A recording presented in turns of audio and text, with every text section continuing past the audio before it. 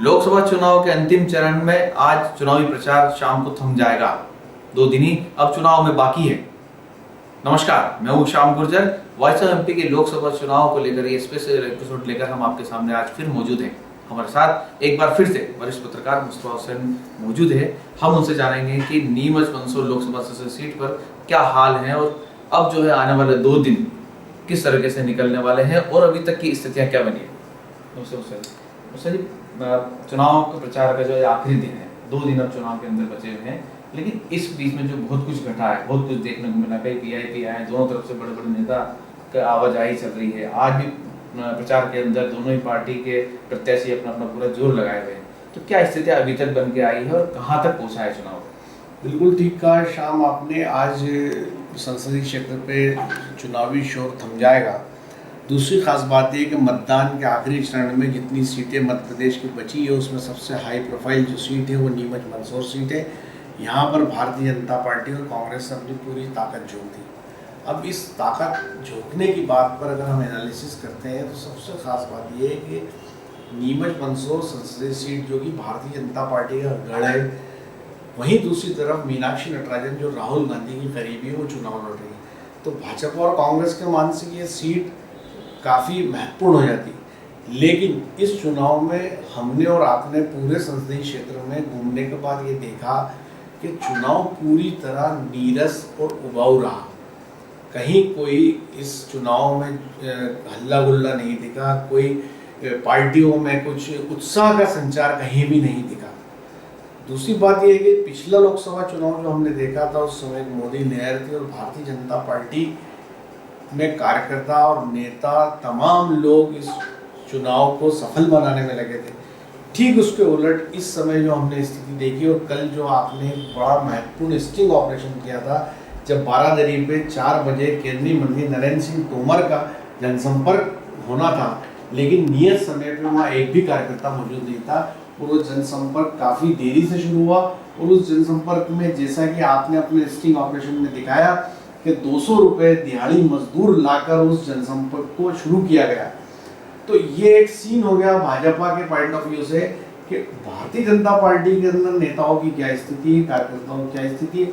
और जो सूचना हमें सुधीर गुप्ता जी का टिकट अनाउंस होने के बाद मिल रही थी कि संसदीय क्षेत्र जिसपे 8 विधानसभा सीटों में 7 पे बीजेपी का कब्जा है, लेकिन कोई भी विधायक जो है इस मामले में बढ़ चढ़कर चुनाव प्रचार में भाग नहीं ले रहा।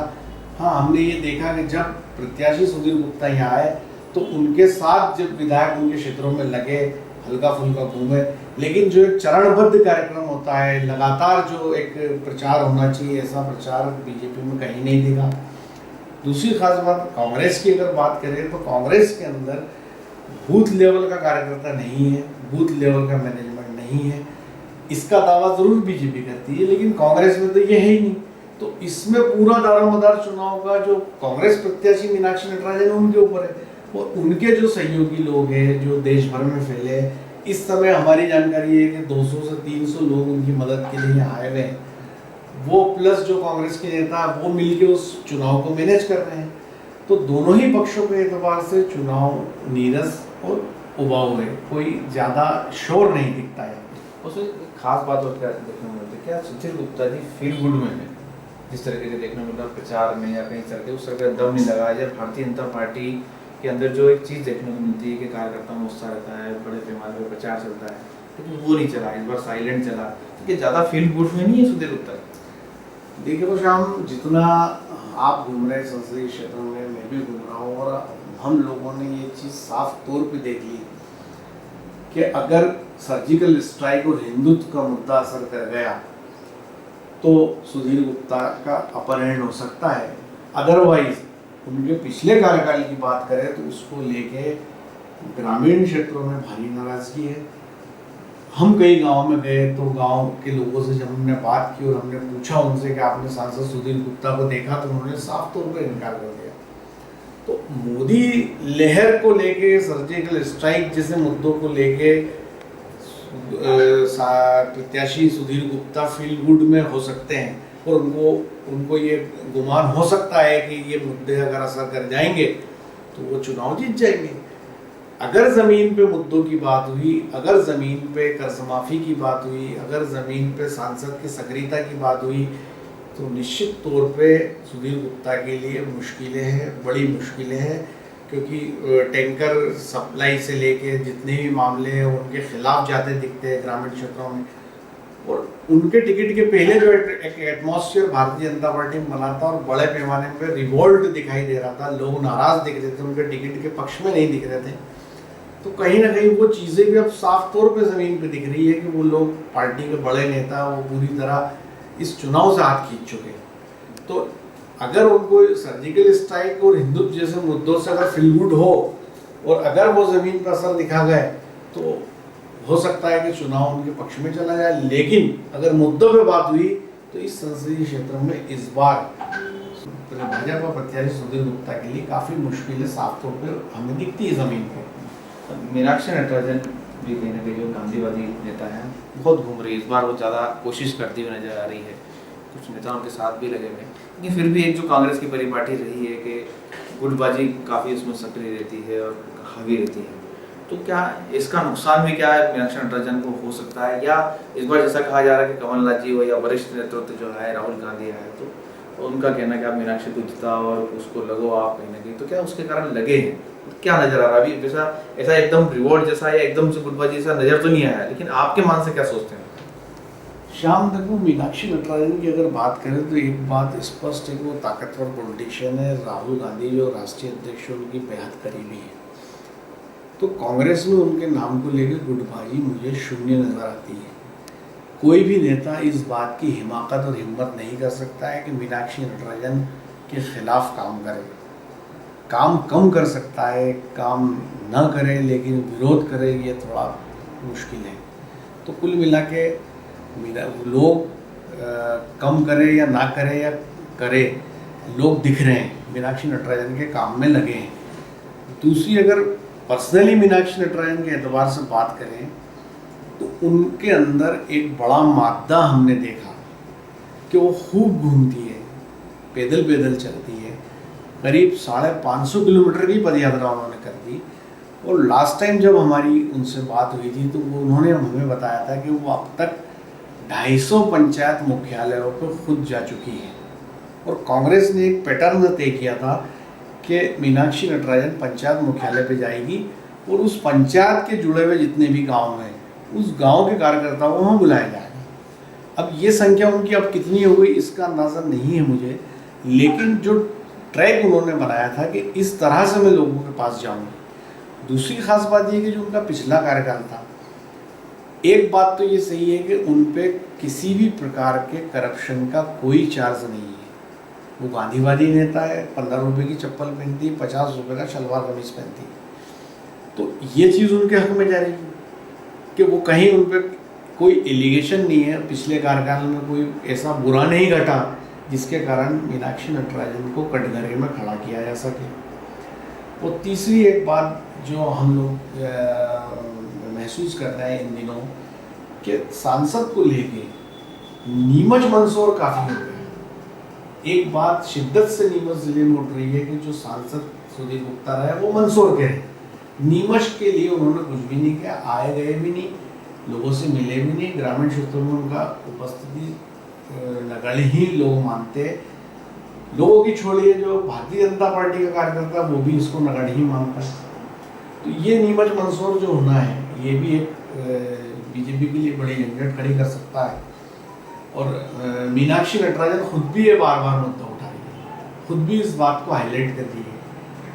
और तीसरी बात जो आके टिकती है वो आती है दोनों के मैनिफेस्टो पे, वो क्या इस इलाके को देंगे या उनके पास क्या विज़न है देने के लिए। तो अभी तक जितनी भी जनसंपर्क हमने देखे हैं सुधीर गुप्ता के और मीनाक्षी नटराजन के, उसमें कुछ खास बात उभर के आई है। वो यही है कि जहाँ पे बीजेपी का जो चुनाव प्रचार अभियान है वो पूरा मोदी पे फोकस्ड है। वो हर जगह पे इन मुद्दों को उठाते हैं, सर्जिकल स्ट्राइक के मुद्दों को उठाते हैं, पाकिस्तान के मुद्दों को उठाते हैं, मोदी को उठाते हैं। जैसा कि आपने खुद ने खबर की थी कि जब अमित शाह राष्ट्रीय अध्यक्ष आए थे उन्होंने क्लियर कहा था कि हम विकास के नाम पर वोट नहीं मांग रहे, हम सांसद के कामों पर वोट नहीं मांग रहे, मैं तो वोट किस पे मांग रहा हूँ, मोदी के। उसके ठीक इधर अगर हम मीनाक्षी नटराजन की बात करें तो उन्होंने कहीं ना कहीं ज़मीनी मुद्दों को उठाने का प्रयास किया है। जैसे उन्होंने सबसे बड़ी बात जो की है अफीम को लेके की है, डोडा चूरे को लेके की है कि अफीम, डोडा चूर, अफीम और दूसरे औषधि उत्पादनों को लेके वो एक प्राधिकरण का गठन करवाई। ये एक बड़ा मामला है। दूसरी बात ये उन्होंने अफीम फैक्ट्री का मुद्दा उठाया है कि उसकी कैपेसिटी कम हो गई है, वो अफीम की प्रोसेसिंग नहीं हो रही है, तो कुछ ऐसा किया जाए कि अफीम के उत्पादन के साथ उसके बाई प्रोडक्ट भी बनवाएं। उन्होंने चंबल के पानी का मुद्दा शिद्दत से उठाया, उन्होंने बंगला बगीचे का शिद्दत से मामला उठाया। ऐसे जो ज़मीनी कई मामले हैं, उन्होंने नगर पालिका के अंदर जो नल कनेक्शन है, अभी शहर में 14,000 नल कनेक्शन होने, उन्होंने इस बात को भी कोट किया कि नीमच शहर को जल्दी से जल्दी पानी मिलना चाहिए। उन्होंने ये बात भी कही कि जो इलाका डार्क जोन हो गया है, इसके लेवल को उठाने के प्रयास भी होने चाहिए। रेलवे पे वो काफ़ी बात करती है, उन्होंने पिछले कार्यकाल में काफ़ी मेहनत भी की थी। वो इंडस्ट्रीज़ को, कॉरिडोर को लेके जो नया गाँव का कॉरिडोर है जो यहाँ से शिफ्ट हो गया, उसको लाने की भी बात की थी। तो कहीं ना कहीं लोगों के मन में सवाल वो पैदा करने में कामयाब हो दिखती है कि इन मुद्दों पे भी बात होनी चाहिए, कर्ज माफ़ी पे, मंदी पे बात होनी चाहिए कि किसानों की जिनसों के भाव कैसे गिर गए हैं। तो गाँव में जब वो जाती है तो ये बात भी करती हुई दिख रही है। तो ये दो बड़े फ़र्क नजर आते हैं बीजेपी के प्रचार में और कांग्रेस के प्रचार में। एक आखिरी सवाल, ये जिस तरह से मतदान प्रतिशत का अगर जैसा कहा बार बार कर रहे थे, कम मतदान प्रतिशत होता है तो कांग्रेस को फायदा, ज़्यादा हो जाता है बीजेपी को फायदा। मतदान प्रतिशत अगर कम हुआ तो क्या वाकई में कांग्रेस को फायदा होगा? जिस तरीके से लक्ष्मी नारायण पांडे का हमने चुनाव देखा था कि कार्यकर्ता बाहर निकल के नहीं आए थे, लोगों ने वोट नहीं किया बीजेपी कार्यकर्ता ने। इस बार भी कार्यकर्ता कहीं ना कहीं उतने उत्साह से जो है सुधीर गुप्ता के साथ लगे नजर नहीं आ रहे, तो ऐसे में क्या कार्यकर्ता बीजेपी का बाहर नहीं निकला था, क्या ये कांग्रेस के लिए प्लस हो पाए? देखिए, पिछले चुनाव में डेफिनेटली ऐसा ही हुआ था जब स्वर्गीय लक्ष्मी नारायण जी पांडे 30,000 से चुनाव हारे थे। गाँव में जिस तरह की स्थितियाँ इस बार भी नजर आती हैं, उनके साथ ये स्थितियाँ 10 चुनाव लड़ने के बाद हुई थी। सुधीर गुप्ता जी के साथ ये स्थितियाँ एक चुनाव लड़ने के बाद हो गई। और निश्चित बात है कि अगर वोटिंग परसेंटेज कम रहता है तो उसका खामियाजा कहीं ना कहीं बीजेपी को तो सीधा जाता है, उसका नुकसान सीधा भारतीय जनता पार्टी को जाता है। और इस समय जो भीषण गर्मी इस समय मालवा में है, रमज़ान का मौसम चल रहा है, तो अगर मतदान का प्रतिशत पर कोई दुष्प्रभाव पड़ता है, वैसे प्रशासन जो है जीतोड़ प्रयास में लगा है कि मतदान का प्रतिशत बढ़े, मतदान का प्रतिशत कम ना हो।